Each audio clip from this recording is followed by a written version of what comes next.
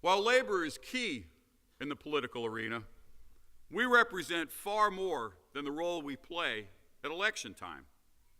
We are, in the first instance, the sum total of what we do every day as we represent millions of hardworking Americans, whether administering training and safety programs, leading negotiations for good contracts, or pushing for a fair economy that boosts the middle class.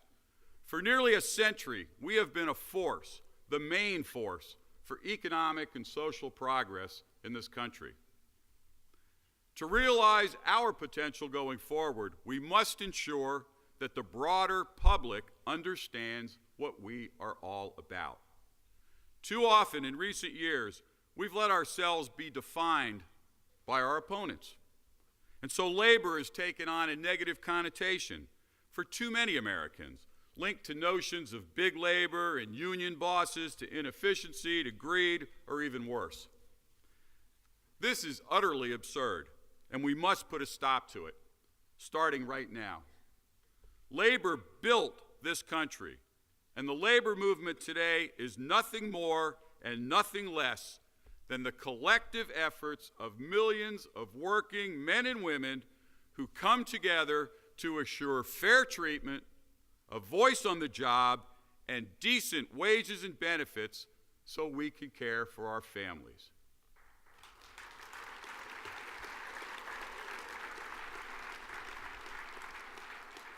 Are we perfect? Of course not. But are we an indispensable element to a good economy and a thriving middle class in 21st century America? You bet your ass we are.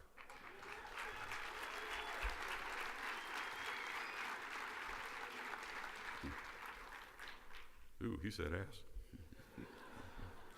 What our critics overlook, and what we must do a better job explaining to the public, is that our struggles are waged not just for our members, but on behalf of the nation as a whole.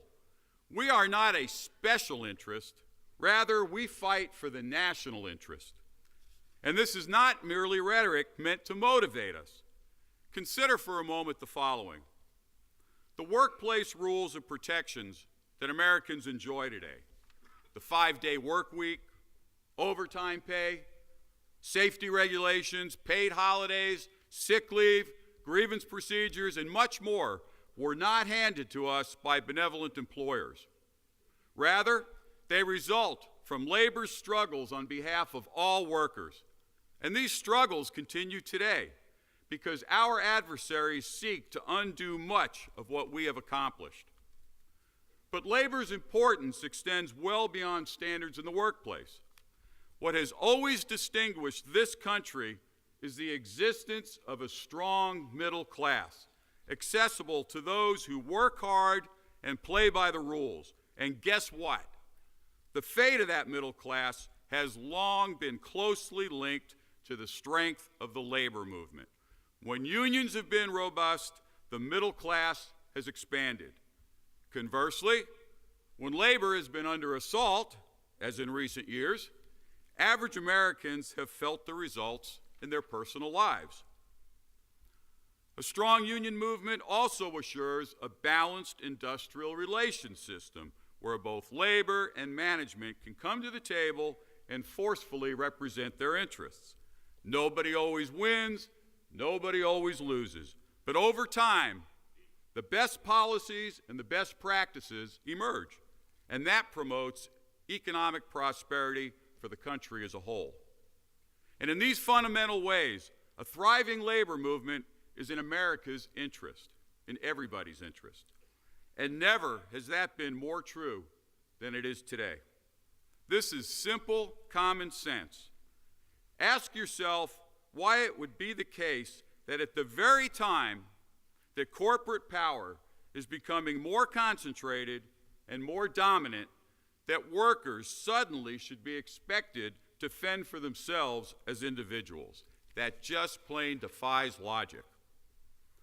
Now, logic and common sense are wonderful things, and we'll use them to help people understand what we are all about. But when our opponents seek to denigrate us, we won't back down. We will instead remind the American people of exactly whose greed, whose excesses, and whose corruption has afflicted our nation in recent years. Is it really the union halls, or is it the corporate suites that have hurt average people in these difficult times, that put our nation on the brink? As a plain-spoken politician from Independence, Missouri, named Harry Truman put it, if our foes will stop telling lies about us, we will stop telling the truth about them.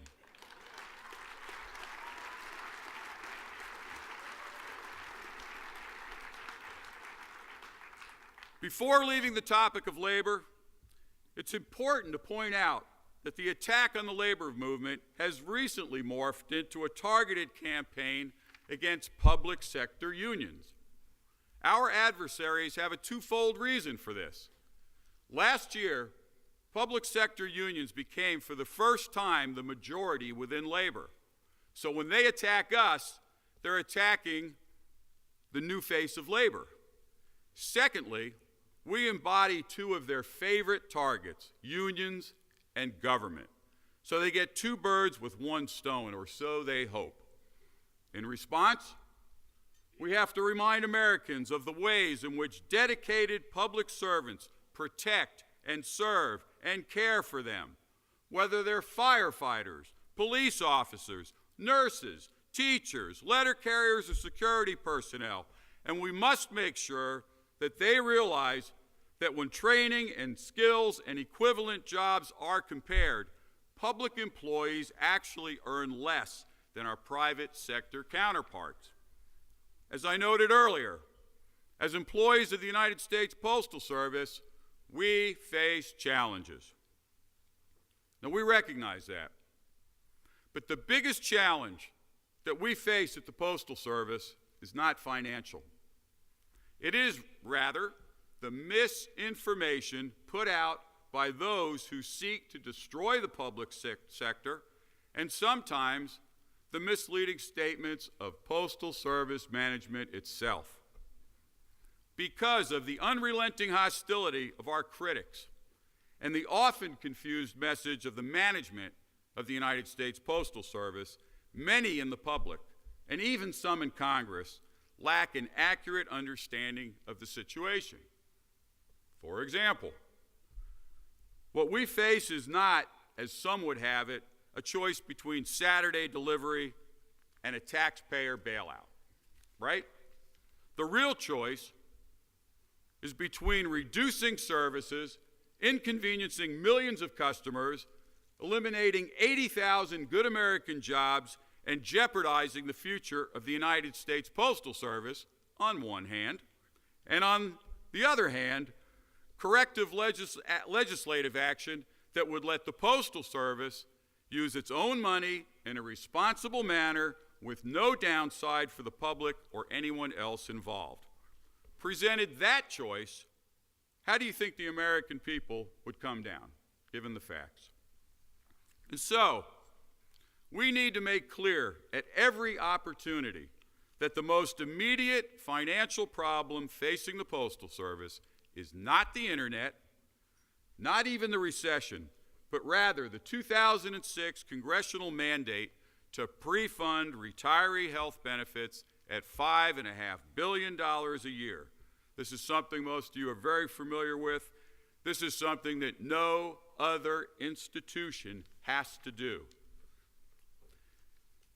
If they would let the Postal Service make those payments by an internal transfer of the $55 to $75 billion that it's overpaid into the Civil Service Retirement Fund, you'll see that the financial picture improves dramatically, with no need to cut services or jobs and with no taxpayer involvement. Now, our adversaries may pretend that they seek to improve postal finances, but their real aim is what they seek to do everywhere else: to destroy the public sector, to privatize every aspect of American life, not in the interests of the public, but rather to meet their extreme ideological goals and to further enrich their corporate allies. Now, because our foes have neither the facts or the national interest on their side, they resort to confusing the public and to denigrating labor. They seek to tap into the concern over public employee pensions, struggling local governments, teacher tenure, and all the rest.